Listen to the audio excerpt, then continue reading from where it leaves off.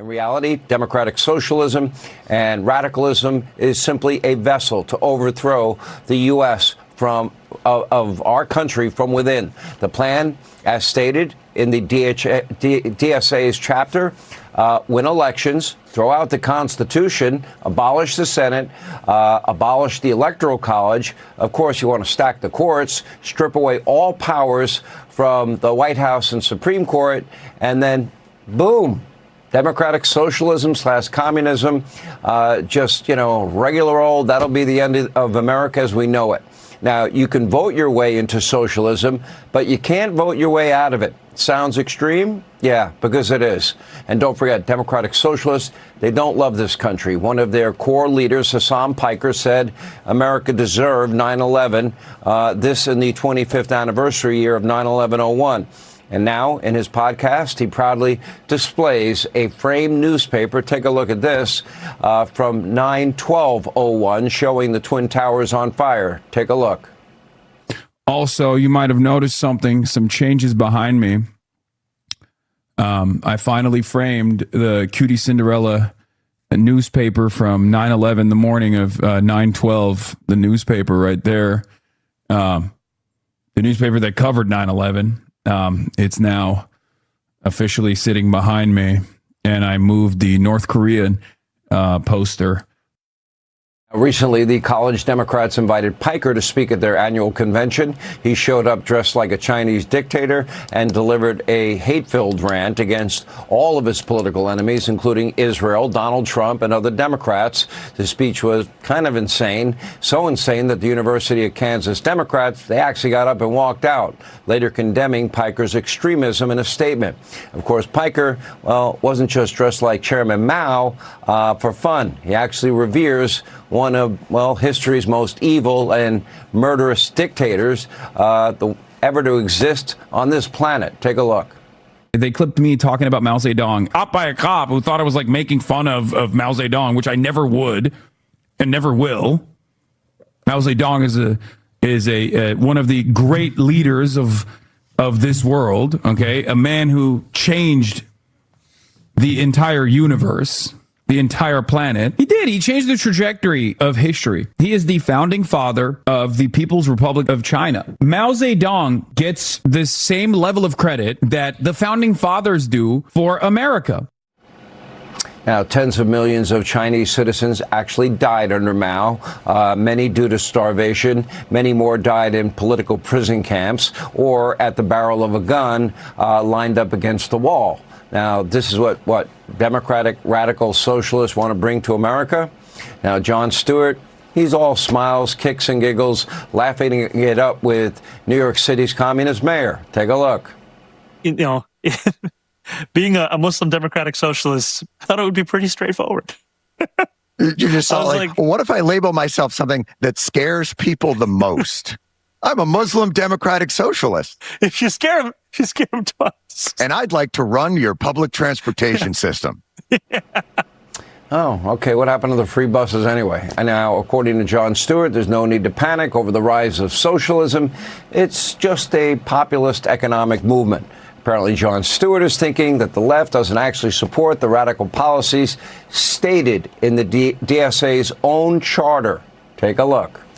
We're in that same place now where all these new ideas, suddenly the Democrats are, these democratic socialists, they're crazy. And you're like, well, but that generally their crazy ideas aren't where the energy is. The energy isn't around like, we shouldn't have prisons or borders. The energy is around a belief that they're economic populism. And when you call it socialism, I think it's a misnomer. Like in the same way that if you call Social Security socialism, that's kind of a misnomer. It's about strengthening a safety net for a country that has suffered too long, overvaluing capital and money and undervaluing labor and work. Now, the energy is about open borders, defund, dismantle, no bail laws, reimagine the police. lot of energy on all of those topics. They do support these extreme goals. They do hate America as we know it. They do want to upend our Constitution. They do want to replace capitalism with socialism, communism. And so far, 35 DSA-backed candidates now have won primaries all across the country ahead of a very important midterm come November. And none of these candidates have made a move to the center for the primary. In fact, they're very honest about wanting to upend the American system. When someone tells you who they are and what they plan to do, my advice is you may want to believe them, or maybe you could just listen to President Trump. Take a listen. Communism is a loser. The concept, the policy, it's a loser, and it always has been, and it always will be. And, you know, they want to give everyone everything away. You want free rent, you want free house, you want to, what they don't say is that a year from now, there'll be absolute squalor, turmoil, and death. And that's the way it's happened all the way. It goes back thousands of years by different names. But that's the way it happens all the time. It's squalor, it's poverty, it's death, it's destruction. And that's why we declare again today that the United States of America will never be a communist country. America is back. It's stronger than ever before. And I'm telling you, it's only going one way. It's going up. As long as we keep our current thinking, our current system, it's going up. If you go the other way, nothing ever succeeds. I made the statement once, with communism, everything turns to okay? It's true. All right, so where are all those courageous Democrats who care about the Constitution, the rule of law, the American way of life? They seem to be few and far between. Identity crisis unfolding within the Democratic Party as a third of their base now identifies as socialists. That's in a brand new survey. And card-carrying members of the DSA, like Wisconsin governor candidate Francesca Hong, are now distancing themselves from their radical platform. Watch. Is there anything in the DSA platform that you disagree with? Yes. Okay, what would that be? Abolishing the Senate. I believe it's nonsensical and non-practical at this time. Okay. Would you advocate for public ownership of America's largest corporations? I think it depends really on the type of mega corporation. We know that here in Wisconsin, we'd like to bring more middle manufacturing. We can be selective and put working class people first when it comes to jobs and mega corporations. Abolishing the Senate now sounds nonsensical. Let's bring in former Wisconsin Governor Scott Walker. He's the president of the Young America's Foundation. Governor, great to have you. It's been a minute since you've been in office, I think 5 or 6 years. But as far as I believe, Wisconsin is still a pretty purple state. So explain to me how Democrats are on the cusp of nominating a Democratic socialist as their nominee for governor. Well, this is years of the Democratic voting base moving further and further to the left, and it's driven by young people. It's part of the reason why I'm doing the work I'm doing at Young America's Foundation, because we see on campuses like the University of Wisconsin-Madison, like UC Berkeley, like other places across the country, that there's radical indoctrination, Marxism, democratic socialism, you call it what you want, but it's these radical ideas that just a few years ago we thought would be wildly out of touch. These are the candidates now running and winning primaries, and this will be the first big one. We've seen them in blue congressional districts and blue cities, but this is a purple state. So for her to win, which I think she will, the nomination of her party shows just how far radically to the left things have gone. It's not just about what she believes in. I think this election is about whether voters can trust her, because sometimes she says, she doesn't really acknowledge some of her past statements. So this is Francesca's past tweets about defunding the police. And you can see over and over again, she's all about it. But then this morning, she's talking to Dana Perino, and now she claims she doesn't want to defund the police. Watch. I believe that people can evolve. We meet Trump voters from previous elections who now would like to vote for me, who have a sign in their yard. So who needs to evolve, the voter or you? The governor cannot defund the police, and I won't defund the police. We can't be tough on causes. We have to be tough on causes if we would like to be tough on crime. And as governor, I cannot defund the police, and I've reminded folks that I won't defund the police. Why should voters, though, trust that she's evolved? Well, she hasn't. Look, it's very careful wordsmithing. She has said repeatedly, I posted it, you've seen it up there, her call for defunding the police. Heck, last week when a law enforcement officer was involved, was being stabbed, a group of them, they were involved in an officer-related shooting. She went out in front of the mob, who was baited into calling it an execution, even while the Democrat, who's currently the governor, said, hey, we need to calm down. There's an independent review. Let's wait and see. She was out calling it an execution. That's the exposure to who she really is. Her radical rhetoric will make this state unsafe. We see it in our largest one of our largest metropolitan areas, the city of Madison right now. We're going to see it not only across the state of Wisconsin, but this sort of rhetoric is what you're going to get from Democratic socialists all across the country if they're successful in winning elections this fall. And people shouldn't believe it. It's a bold-faced lie. I think if you're a Wisconsin factory worker, I think it's easy for any politician to tell you, we're going to bring you good paying jobs. It's harder, though, to tell what you're actually going to get when you elect them. Governor Walker, thank you very much for joining us. Great to see you. Thank you. Bill?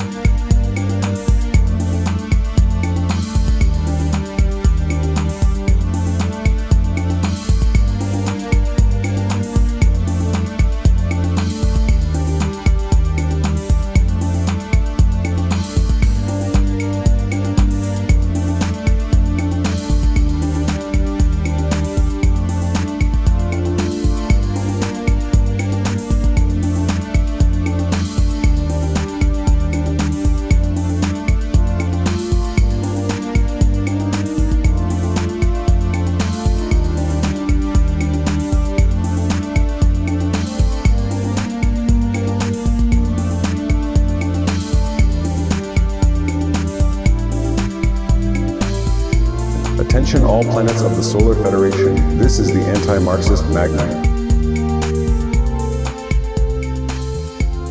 All right, welcome back.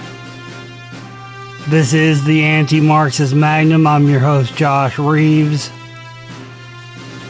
Real quick before we get going here, we need your support, ladies and gentlemen, or I'm not going to be able to keep this show going. And this is one of the most important shows, and is going to be one of the most important shows of the next few years. But it costs us $340 a week to run our operations, 2 shows plus the films I make, and we can't get sponsors until we grow the show effectively. So if you listen, last week was another record show for us. It keeps growing, getting bigger each week, but the subscribers don't. If you have 70 people listen to a show and only 13 subscribe, that's a problem. So if you listen to the show, go hit the subscribe button. Doesn't cost you anything. It takes very little effort. Go hit the subscribe button.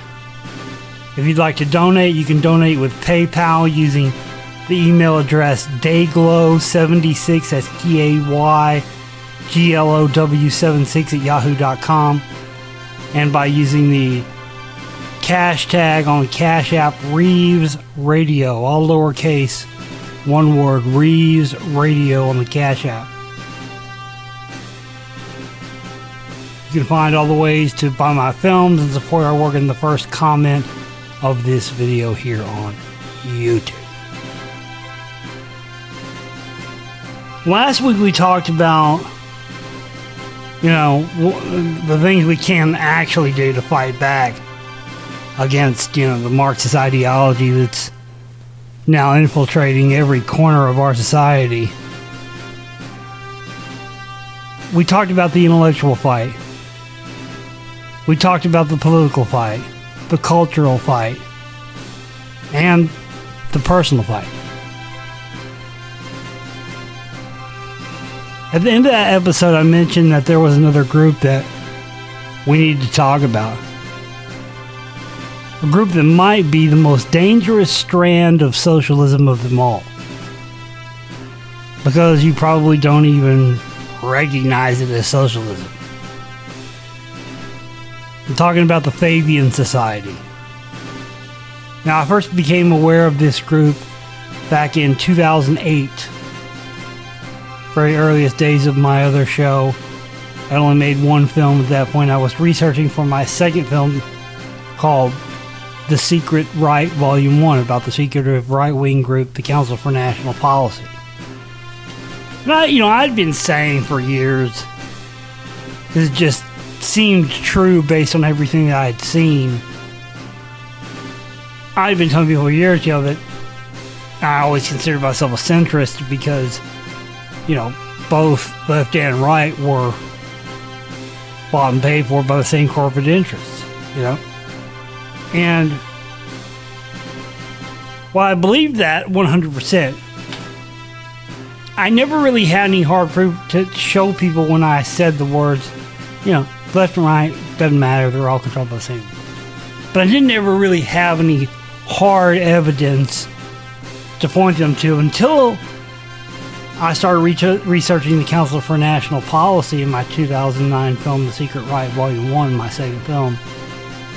And that's when I came across this group, the Fabians Society, and found out they fund both the left and the right of American politics. They fund think tanks like the Council on Foreign Relations on the left, the Council for National Policy, and others on the right. And much like the Rothschilds fund both sides of every war and have going back to the American Civil War, these Fabian people support both left and right candidates. They support extreme right-wing candidates because they believe they get the most extreme right-wing person they can get in there, it will push people more towards socialism. And this is why I did not support Donald Trump in his first term. I didn't support him because he had all these people, Council for National Policy people, that I had exposed going back to 2008, 2009. Mike Pence, one of the biggest. Steve Bannon, Betsy DeVos, all these Council for National Policy people, and his biggest funders were Scientologists. And I just couldn't get behind him. But then after I wasn't even pulling for Donald Trump and watched those elections get stolen from him, it's a funny thing to not even be pulling for someone and to be able to see clearly an election being stolen. It was the same way in 2000, I was watching the coverage then when it was stolen for Bush. I wasn't even pulling for Bush, but it was or Gore either, but it was clear what it was. So after Biden, it was clear that we could not endure another 4 years of Biden and his ilk, or we're not going to be around any longer as a country. I saw that absolutely. In fact, that's when I noticed that Donald Trump had kicked all those CMP types that he had in his cabinet the first time. He kicked them all to the curb, every last one of them.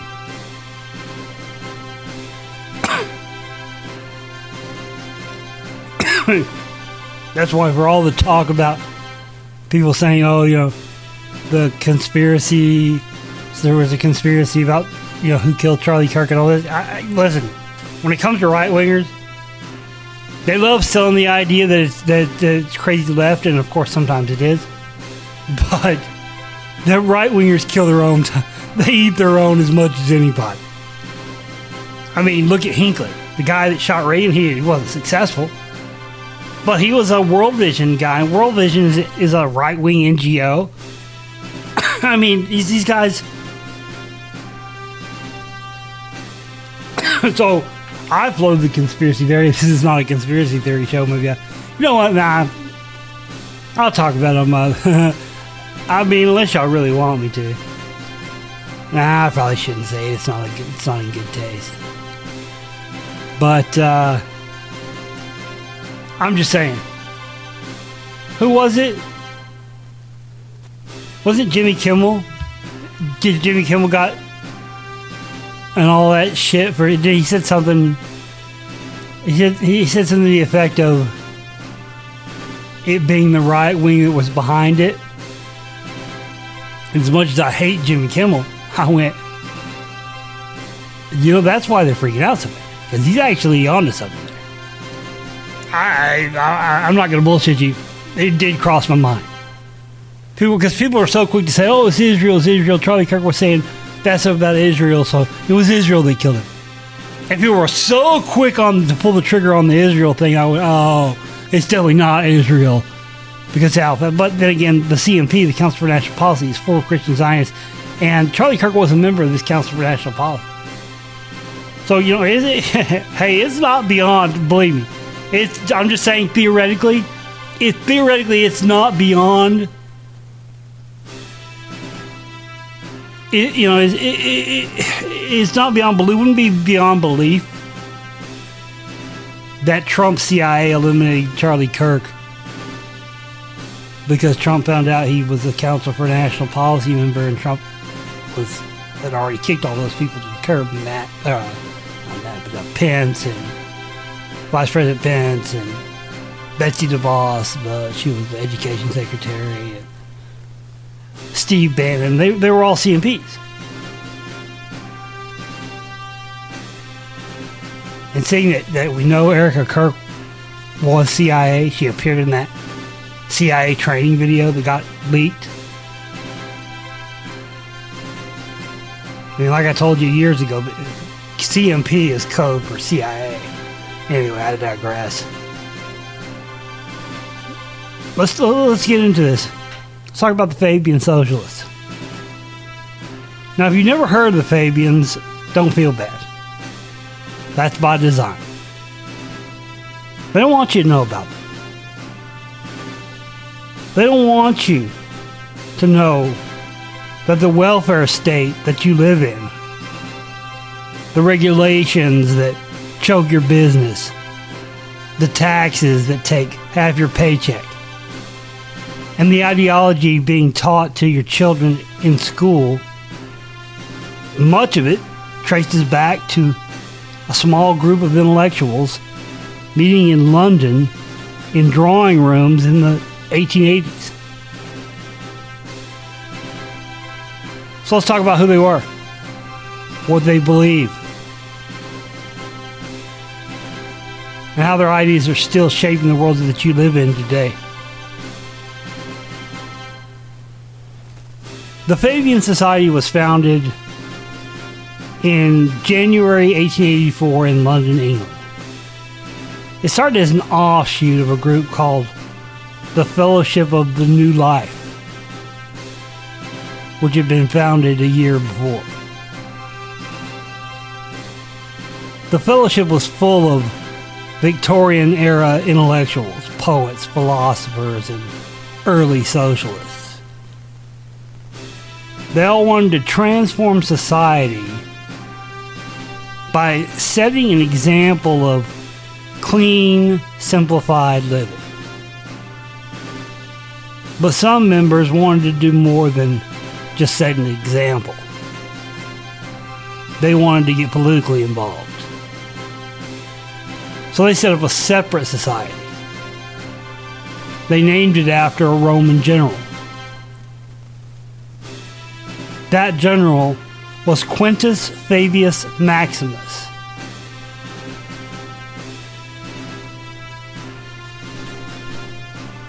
Nicknamed Cunctator, meaning the delayer. Fabius didn't win battles by charging head on. He won by harassment, by attrition, by outlasting his enemy. He wore them down. He waited for the right moment, and that's exactly what the Fabian socialists have set out to do. The first Fabian pamphlet explained the name this way: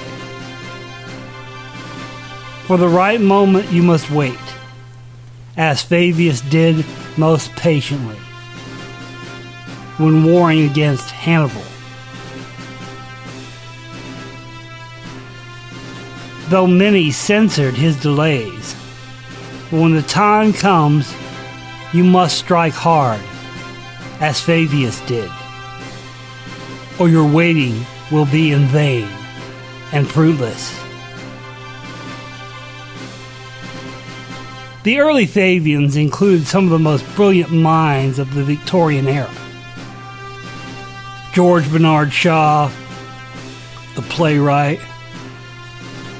Sidney Webb, the economist, Annie Besant, the activist, Graham Wallace, the social scientist, Edward Peace, who was there from the very beginning, and later they were joined by Beatrice Webb, Sidney's wife, who became one of the most influential thinkers in the entire movement.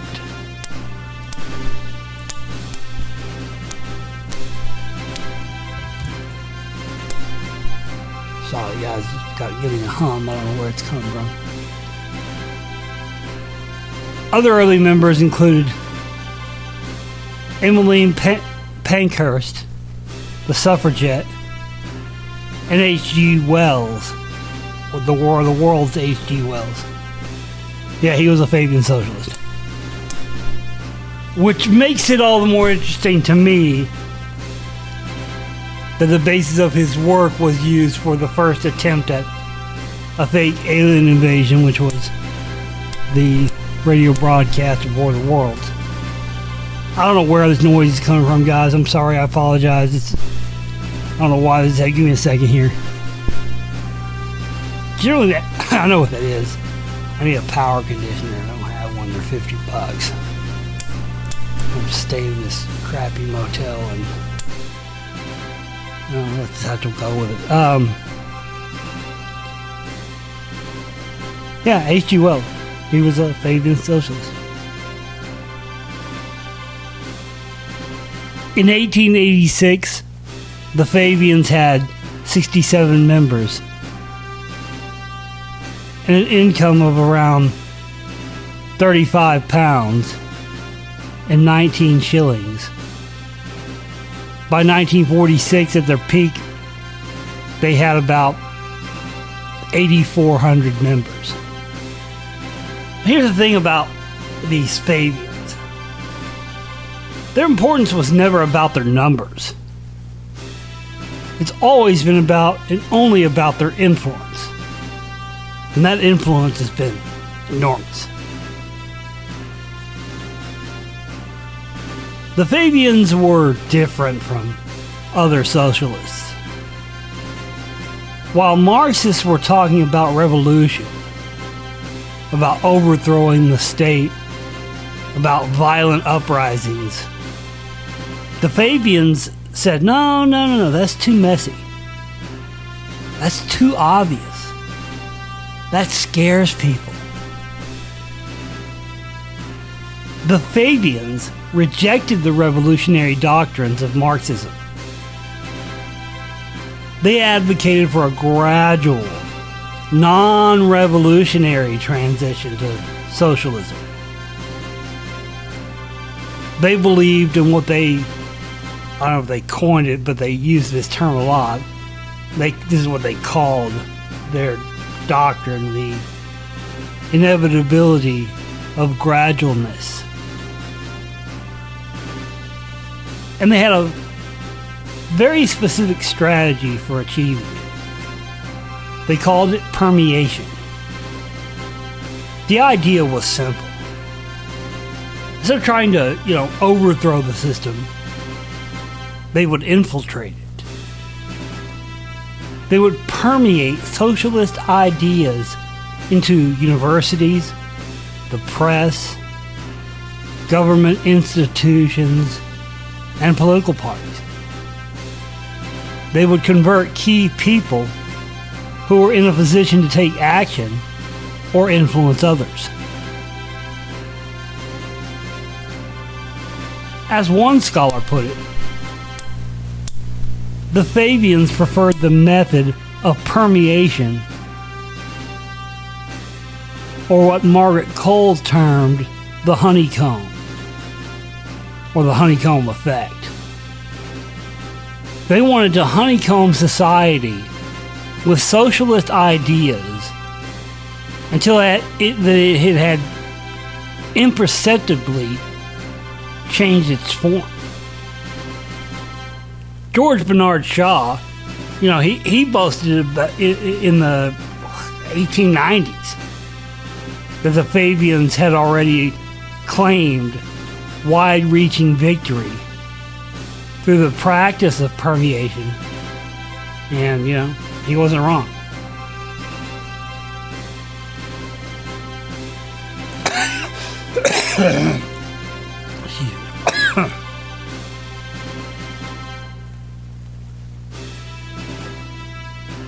The Fabians understood something that the Marxists just never quite grasped.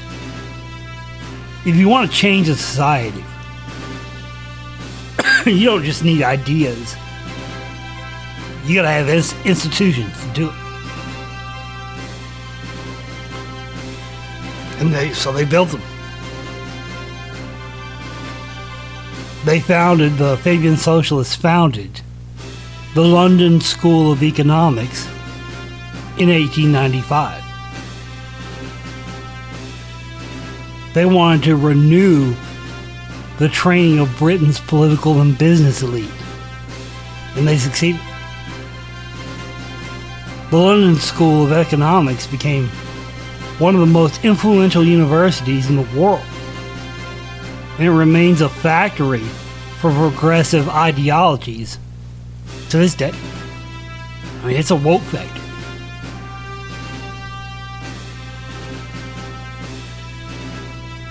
They launched the New Statesman magazine in 1913 with the financial support of George Bernard Shaw and other Fabian members. They recruited Clifford Sharp as the founding editor and sold over 2,000 copies of the initial edition. The magazine became a voice for Fabian ideas and remains a prominent left-wing publication to this day.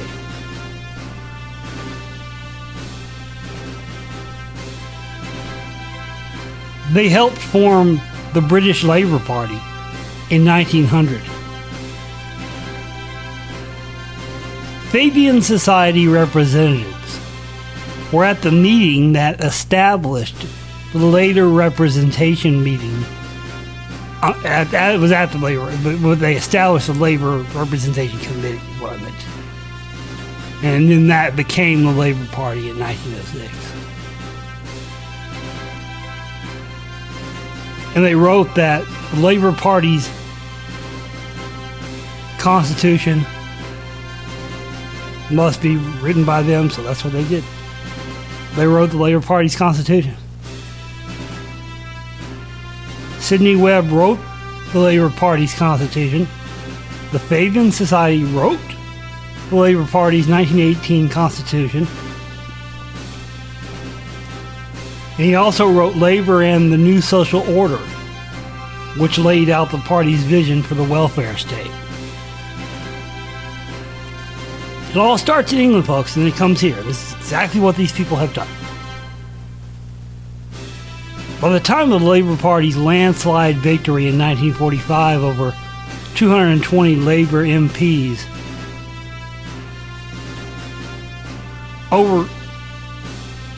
by the time they, bear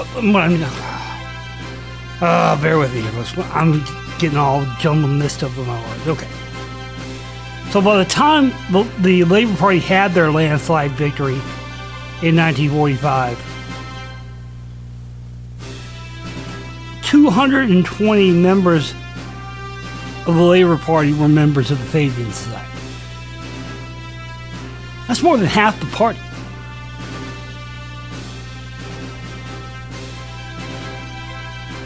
These Fabians didn't just build institutions, they built the welfare state itself. Fabian pamphlets first proposed a national health service in 1911. They proposed a minimum wage in 1906. They pushed for slum clearances, public education, and social insurance. Beatrice Webb's 1909 Minority Report to the Commission on the Poor Law provided the foundation stone for much of the modern welfare state. Laid out a vision for a society where the state would provide for the people from cradle to grave. And they got it. The British welfare state, established after the Beaver Ridge Report in 1942, was the Fabian vision realized. 100%. But here's what they didn't tell you. The welfare state isn't just about helping people. It's about making people dependent upon the state itself, which always means less freedom for the individual.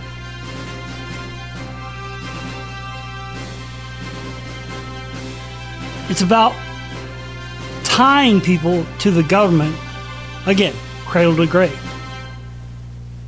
It's about creating a population that looks to the state for their daily bread and votes for whoever promises to keep it coming.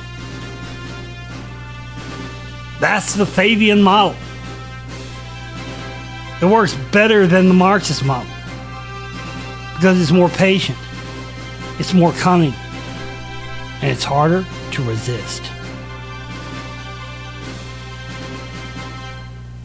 But Fabian ideas, as all socialist ideas that originate in Britain, didn't stay there. They crossed the Atlantic and spread around the world. In the United States, the Fabians and their ideas influenced the Progressive Era, the New Deal under Franklin Delano Roosevelt, and the Great Society. As one academic paper put it, the ideas of the Fabian socialists can clearly be seen as influencing the movement toward the welfare state in America. Those ideas were first implemented in Britain and later in the United States, particularly since the advent of FDR and his New Deal.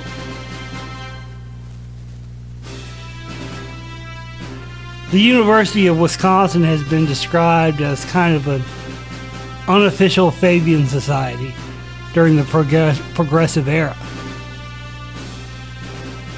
Progressive reformers there pushed for government regulation of utilities, labor legislation, and social programs that became models for other states in the Union. Fabian ideas also shaped emerging nations. The first Prime Minister of India framed economic policy along Fabian lines. The first Prime Minister of Singapore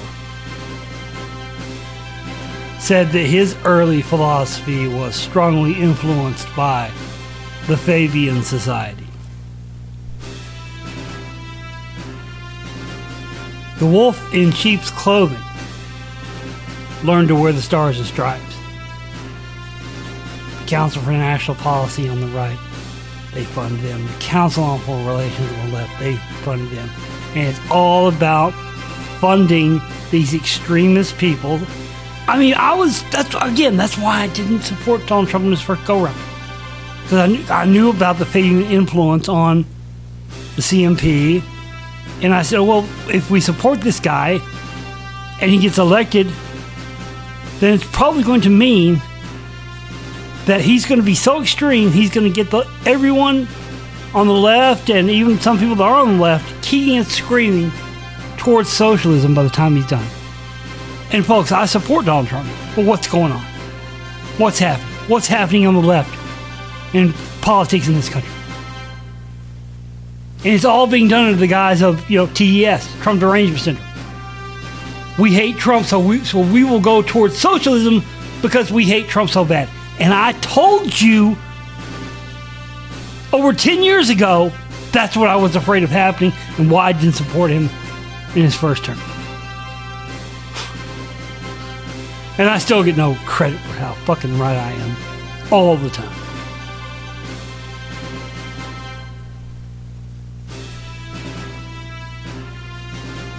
Well, here's the thing on the Fabians, though. They're still there. They're still influencing. It's Britain's oldest think tank. Today it functions primarily as a think tank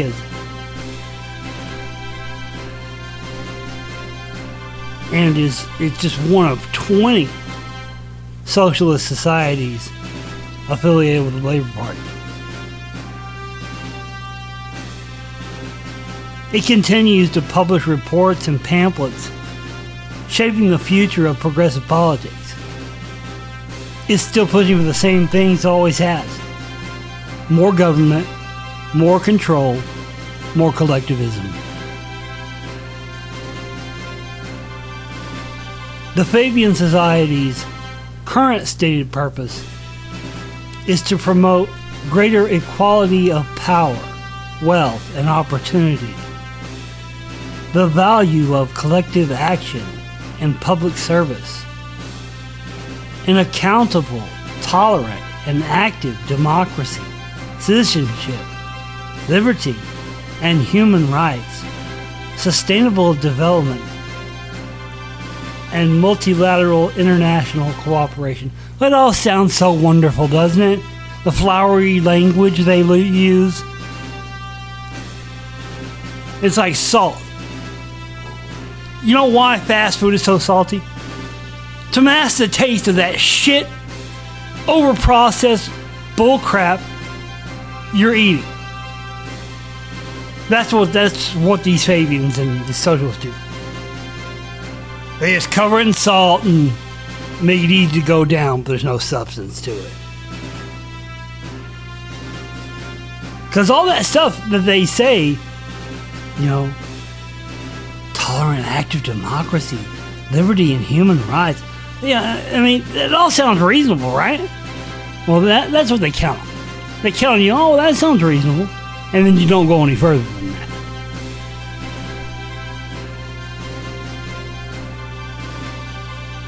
So here's where I land.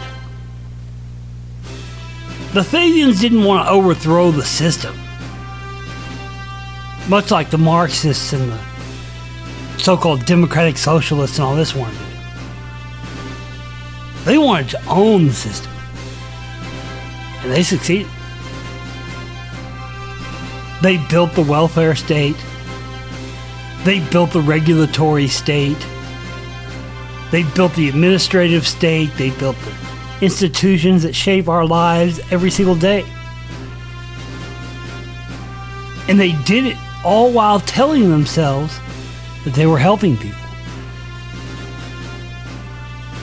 The truth is, Fabianism is indeed, just as their logo shows, it's a wolf in sheep's clothing.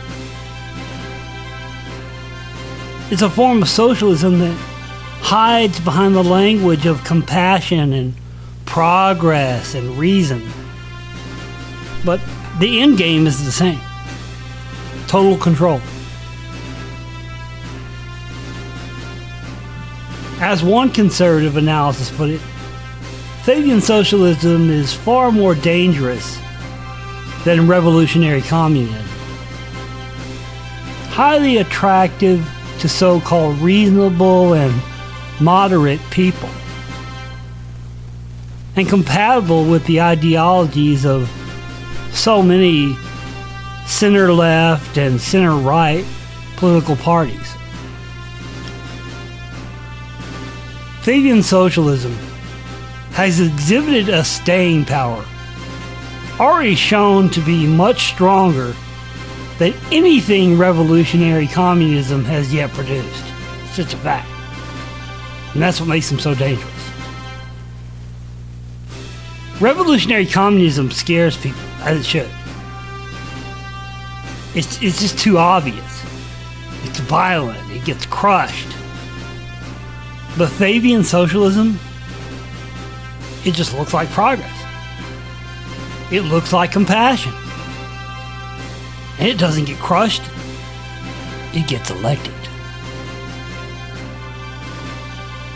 The good news is, though, as usual, more people are waking up. The Fabians counted on being invisible. They counted on nobody noticing. We see them now, don't we? It may not be out by the time this show airs, but I have a film coming out on the Fabian Socialists. If it's not out by the time the show airs, it'll be out in a few days. Just check back here on the Anti-Marxist Magnum channel or the Josh Reeves new release download store, all of which you'll be able to find links for in the first comment of this video.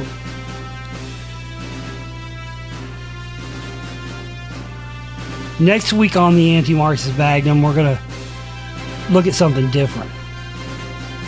We've talked about the history, the ideology, and the institutions. Now we're going to talk about the future. What does the next generation of Marxism look like? And how do we prepare for it? Trust me, you don't want to miss this one. This is the Anti-Marxist Magnum. Big truths. Clear opposition. Until next time, stay free, stay skeptical, and never stop asking questions. God bless you all. We'll see you next week.